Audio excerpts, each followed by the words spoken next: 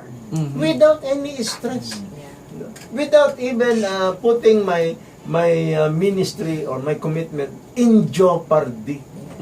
Minsan kasi naaalanganin tuloy yung mga trabaho natin. Yung commitment tuloy natin to serve God and to love God, nalalagay sa alanganin eh. Kasi parang nahahalata ang commitment mo ba kay Lord o ang commitment mo yung mga pangarap mo. Diba? Yun ang kaibahan natin, brother, sa ordinaryong Kristiyano. Kasi sa atin, we really submitted everything to the power of the Holy Spirit. Hallelujah. When you submit yourself to the power of the Holy Spirit, hindi na ikaw ang kikilos. Hindi na ikaw magpaplano, Oh my hindi God. na ikaw ang lahat. It Hallelujah. will be the Holy Spirit, which happened to all of us. Di ba? Which is far, far more better than your plan. Oo. Totoo yun, di ba? Alam mo kasi yung pangarap ko, Brother Kiko, kubo lang. Hindi naman maliit na mahirap na kubo. Pero alam mo na, nipa, ano lang, okay na sa akin yun. Yun lang, tama na. Magkaroon lang ako doon ng medyo, hindi naman maliit. Maski na 3 bedroom. Pero nipa hot. Pero mga ano lang, kawa-kawayan. Ano? Hallelujah. Nung isang araw, kaya wala ako sa Laplak nung Sabado. Buong araw kaming nagka-canvas ng mga materials. Puro first class ang pinipili ng anak ko.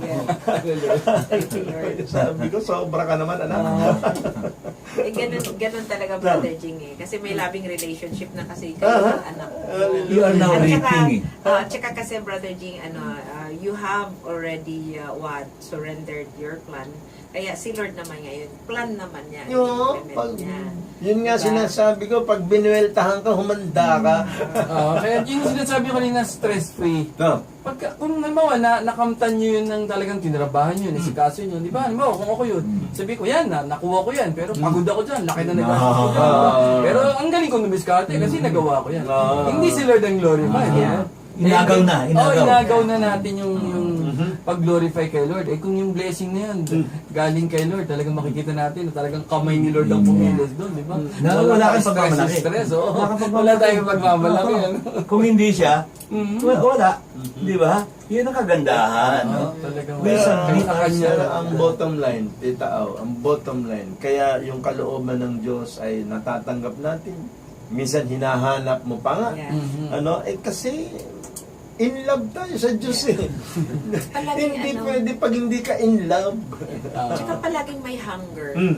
Laging may hunger. May hunger and thirst. No? So, kumbaga, every day of our lives, we hunger for the will of God to manifest in our lives. No? Na kung minsan, nahanap mo kung saan, tapos hindi natin napapansin, pati pala yung maliit na bata na kausap natin, nagpapahayag na ng will ni God. Diba? Parang ikaw, yung bata, yung mga anak mo. Yung ginagamit ni Lord magsalita, Yes, di ba? oo. Kadalasan na ginagamit ni Lord magsalita sa akin, yung asawa ko eh. Kasi kadalasan na sinasabi ng asawa ko, kontra doon sa gusto ko. Kadalasan, kakampi niya pala si Lord. Si Lord pala yung sasalita. Ginagamit ni Lord. Ang tanga ko rin. Praise be to God. Minsan kasi naniniwala ka na ikaw yung mas banal, ikaw yung nag-aral ng Bible, kaya ikaw ang nakakaalam. Patay na. Pagka ganun ang dating natin, patay na. Hindi na makakaporma yung sinasabi ni Brother Ermel na Holy Spirit. Ang Word of God po, napansin ko, parang lalo tayo nagiging tanga. Kapag sinusunod natin kalooban ni Lord, patanga na tayo ng patanga. Parang, sige Lord, kung ano yung gusto mo eh. Diba? Pag sinabi mo nagiging tanga, kasi lagi siyang tama. Kaya paano hindi mo ngayon susundin? Lagi naman tama. Hallelujah. Kahit minsan, hindi nagkamali. Di ba yun? Di ba? Pag tayo, lagi mali. Ay, lagi sabit. Laging kamot tayo ng Sabit tayo pag tayo sa sarili Diba? natin. Kaya sinabi ni Brother Elmer kanina na surrendering sa Holy Spirit, no? Naging ano yan sa atin, nagiging alive sa atin yan, Brother Jim, Brother Elmer, Brother Kiko. Kasi natututo na tayo kasi makinig. Right. We develop that listening heart, di ba? Kasi kung hindi naman tayo marunong makinig sa tinig ng Diyos, wala rin. Tayo Kaya na nga, masusunod. hindi tayo basta umuoo, hindi basta tumatanggi. We listen to Yeah. God. Mm. Di ba? Mhm. Maaring hindi siya nagsasalita, but maaring makita mo siya sa Ebanghelyo. Mhm. Maaring makita sa kapwa. No, doon mo yun ang kagandahan eh. Mhm. No, dinidiscern mo. Oo. Ito ba ang tunay na kalooban ng ating Panginoon? Mhm. Madali mo naman madidiscern eh. Mhm. No, kung magkakaroon ka ng kapayapaan diyan, Mhm. no, Brother G, Brother Sister Rao, Brother Kiko, di ba? Kung hindi ka ma-stress ka, iisip, then that's the will of God. Oo. Amen. Di ba? Aba, one who seeks will find. Yeah, Yes. amen. Oh. Kaya lang, hindi nga, sabi ko nga kanina, are you really seeking His will? Or nakadesisyon ka na, Amen. gusto mo gawin ni Lord yung plano mo. Minsan gano'n Sabi diba? na susunod mo eh. Oo. Lord ito naman ang hinihingi ko sa'yo. Magmamakaawa ka pa. Kaya kung minsan, twisted yung arm ni Lord. Sige na nga, ibigay ko na sa'yo. Interesting Ano? Kaya lang, yun pala hindi naman pala maganda para sa atin, di ba? Pag hindi na nagiging maganda, sinisisi pa rin. Lord, bakit? Nakakasunod doon, Lord, bakit? Pinagdasal ko naman. Nagnubina pa ako sa di ba? 2,000 helmet.